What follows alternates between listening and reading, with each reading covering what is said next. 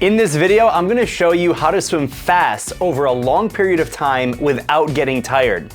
Now, if you wanna do this right, you have to see what the best swimmers in the world are doing. And if you're losing steam and you wanna swim faster, then you gotta look at the best in the business. So make sure you watch this video until the very end for some pro technique tips. Now, the best example of fast swimming over a long period of time is none other than the distance queen, Katie Ledecky. She became legendary for winning races by over a pool length and absolutely blowing away the competition. She has 7 Olympic gold medals and 19 World Championship gold medals, which is the most of any woman in history. Now, in prior videos, I've broken down her technique, analyzed her race strategies, and shown you guys what she's doing both above and below the water to swim fast. Well, a decade after her Olympic debut, and she's still the distance queen. But there are a few young swimmers who have stepped up to challenge her. So let's break down how they do it and what you can learn from them as well. Now, to kick things off, I want to give you guys a little bit of an overview of who the competition is for the greatest distance swimmers of all time, and then we can look at what they're doing to improve your own swimming. So we have Katie Ledecky, McIntosh, and Ariarne Titmus. Now, Katie Ledecky is the original distance queen of the last 10 or 20 years. She's 26 years old, stands 6 feet tall, that's 183 centimeters. She has a gallop stroke where she breathes every 2 strokes, and she represents the United States of America.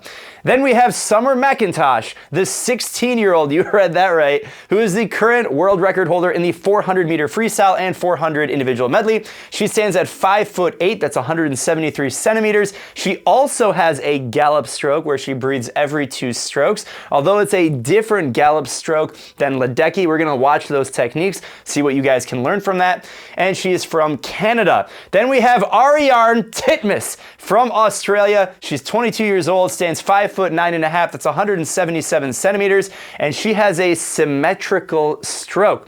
And that means she's breathing every 2 or every 4. She could easily bilaterally breathe, which means she's gonna breathe every 3 or 5 strokes, but she does every 2 or 4, and her stroke does not have the gallop that McIntosh and Ledecky has, and she is from Australia. Now, if we want to break down this comparison and see, all right, well, who's the best and what do we learn from? We have to look at the 400-meter freestyle, because this is the event that all 3 of these ladies sort of bump heads against each other in, because they're all so fast and so close to each other in time, and all of them held the world record at one point or another. Now, let's start in slowest to fastest with Ledecky. It kind of sounds weird to say that she's the slowest of these 3 in this event. If you look at the top times, 3:56 across all of them. Ledecky at 3:56.46, and less than 0.4 seconds separates all of them in a race that's 4 minutes long. Out in the 100 mark, Ledecky took it out in a 57.05. The other competitors were out similar, but McIntosh was out in a 56.4. So you might see the opening advantage goes to McIntosh. So if you want to swim faster than Katie Ledecky, just take out your 400 in a 56.4. It's that easy, guys. At the 200 mark, splitting a 59.4 compared to Ledecky's minute 0.0 and Titmus at 59.8. Then the third 100, pretty even across the board, 59.9, minute 0.3, minute 0.5, and then to drop the hammer, Ledecky outsplits everyone with a 58.8. Now, I know you're thinking, you know what, these times all look so similar, how is this going to help me get faster at swimming? So let's break it down.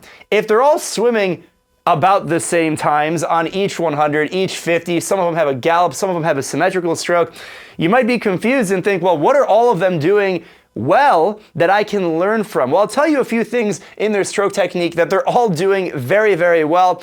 But one of those that we need to talk about is just going with the flow. If you can find your happy place in the water, you'll swim further and faster with less energy. And Underwater Audio's waterproof music players can help you do just that. You can listen to your favorite music, podcasts, or audiobooks while you swim. So shout out to Underwater Audio for sponsoring this video and hooking me up with the Delphin.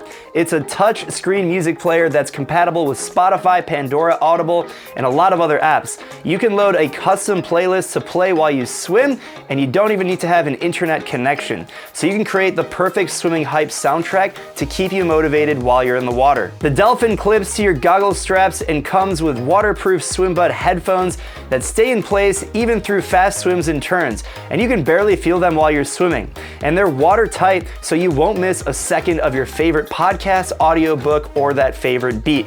Underwater audio has a few different options, including bone conduction headphones, so if you're in the market for a waterproof music player, definitely check them out. Head to the link in the description and use the code MySwimPro for 10% off. It might even make you 10% faster.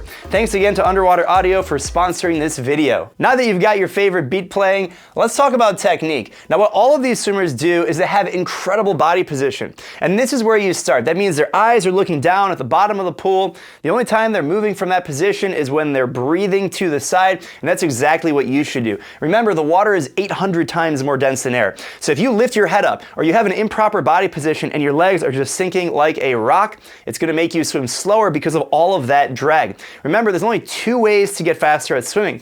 You can decrease drag or you can increase propulsion. When we're talking about body position, we're really talking about decreasing that drag. Once you have a good body position, it makes swimming so much easier, and this applies to not just swimming long freestyle, but any of the strokes as well.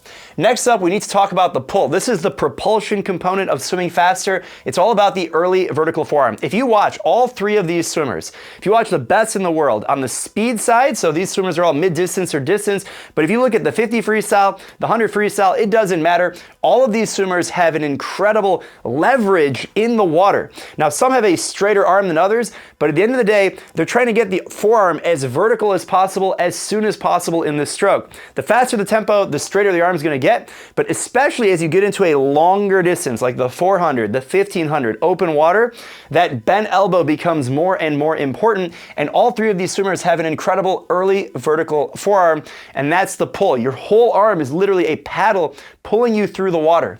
Next up, we got to talk about breathing and rhythm. So I already broke down the stroke style. Two of these swimmers have a gallop where they breathe every 2 strokes, and then Titmus is the only one who's breathing every 2 or every 4. Now all three of these swimmers and others might occasionally throw a breath into the opposite side just for balance. It's maybe a training habit, or they're just trying to check out the competition and see where they're at, but that doesn't really mean that is their stroke type and stroke style. All of these swimmers breathe on one side predominantly, and even Titmus, who is more of a symmetrical swimmer, they all benefit by having this rhythm where they have a little bit of dominance on one side. So if you're trying to swim fast in anything 100, 200 or above, or you just want to improve your endurance and not run out of steam, you want to develop this rhythm with a consistent breathing pattern. And as you can tell, these are three of the best freestyle swimmers in the world. They are the 3 best in the world in the 400 free, and they are all breathing on one side. Now my fourth point, it's a little bit controversial, but it's not kicking. Now if you watch the videos of them breaking the world record in the 400, especially the 200, they all are kicking at some level, sometimes more than others in the race. A few of these athletes kick more than others at different times, but the emphasis is not on the kick. I put these in order of importance. The most important thing is body position, followed by the pull, then the rhythm and breathing. So if you're a beginner swimmer, or if you're not trying to swim under 4 minutes in the 400, or under 5 minutes, or under 6 minutes, the kick becomes less and less important because it just takes away from the other 3, especially from a training perspective. You don't have all the time in the world to just focus on each of these. So if you only have an hour to swim, if you have 30 minutes, if you have 2 hours, you got to pick your battles wisely, and that means focusing on body position, pull, and your rhythm. Next up, let's talk about training. So it's no good to have a perfect technique, but there's no training behind it. You're not going to swim very fast. So the other thing I want to talk about here is how you can actually train to keep your speed, to improve your technique over time, and not get tired the longer you swim. Now let's talk about this IMX style. Like, what does IMX style mean? It sounds very USA swimming, and that's because it is. So this concept is that if you want to swim really fast over a long period of time, you have to train for the 400 IM. Now, it's no surprise that Summer McIntosh also broke the world record in the 400 IM right after she broke the world record in the 400 freestyle. All of these swimmers are very good 400 IM swimmers. You look at the greatest swimmers on the men's side, whether it's a Leon Marchand or a Michael Phelps. These guys have incredible 500 yard times or 400 meter times. And that's because they train for the IM, and that translates very well into the 400 freestyle. So even if you don't want to swim the 400 IM, the concept of training all of the different strokes at some point almost every single day will refine your feel of the water and make you faster in the 400, and especially help your endurance. If you break it down further, there's actually 3 areas of 400 IM training that are all different from each other, and and you should incorporate them into your training if you want to swim fast. So one of them is endurance, and that's probably the most obvious. You have to have some level of aerobic capacity to survive a 400 IM, especially if you do it long course. This even applies if you're not competing in a race. So if you just want to swim faster over a long period of time, maybe you want to swim open water, whatever your goal is, building your endurance within the strokes will help develop your feel of the water even further.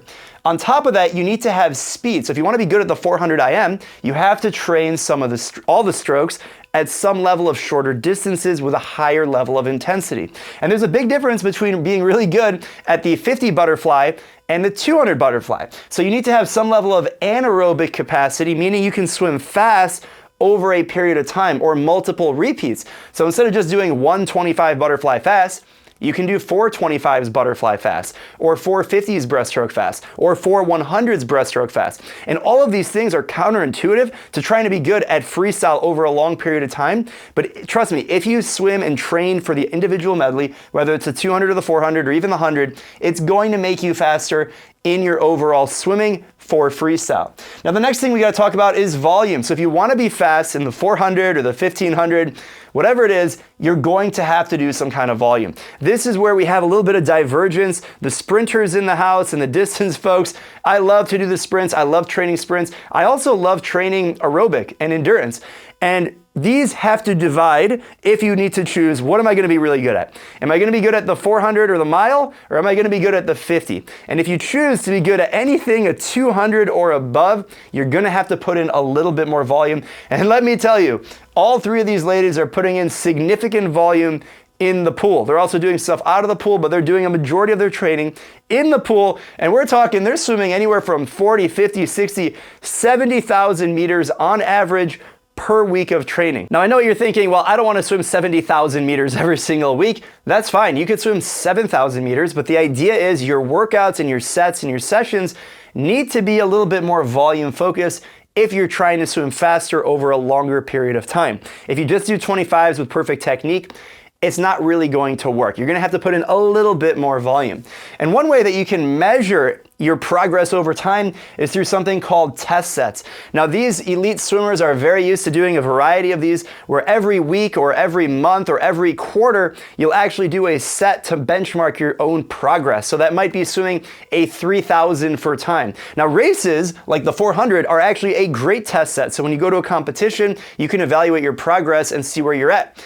If you don't go to competitions or you don't want to compete, you can do test sets just fine without the competition, and you can actually do them as specific workouts. So one example I want to show you guys is the Endurance Challenge test set, and this is in the MySwimPro app. So I'm going to load this up right here. Now the test set is actually a specific set within the workout, and in this one, it's 5 100s freestyle at threshold. Now I've been doing this a number of times over the last few months, and I got my Endurance Challenge test set to be 5 100s freestyle on the 110 interval, and the MySwimPro coach will actually automatically recommend what that time is and your goal time to hit on every single repeat. So this is just one example of a test set that you can do to evaluate your progress over time. And the goal is to either be able to hold a faster time on each of these 5 100s, or to drop the interval. So I started with the 120, then I moved to the 115, and then most recently I just did 5 100s on the 110. So I have the app right here in my hands. I'm gonna put on the screen right over here. You can see what I'm talking about.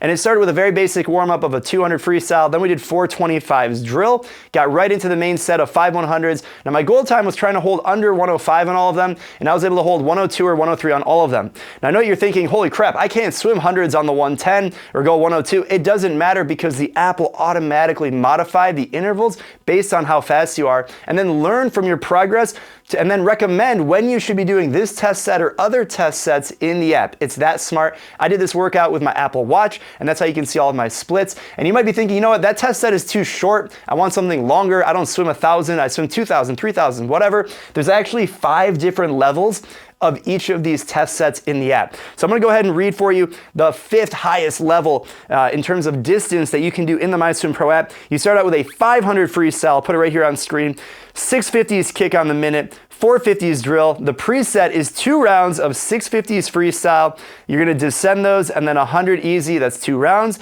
That's your warm up for the Endurance Challenge test set, where you go 5 100s at threshold. That's what the color coding is for. That's what it signifies. And then you have a post-test set, because it's a little bit longer, where you go 450s freestyle and then a 200 ascend. And then you got the cool down of a 200 pull and then 650s freestyle. In total, that's 3,200. The workouts at that highest level of distance are normally a little bit longer, but because this is a test set, you're really trying to push yourself and see what you can do right then and there. If you've had a chance to do the Endurance Challenge test set, let me know what you guys are doing down below in the comments along with your questions. If you haven't seen my video, how to swim faster in 90 seconds, it's gonna be right over here. Make sure you give it a watch and I'll see you over there. Happy swimming.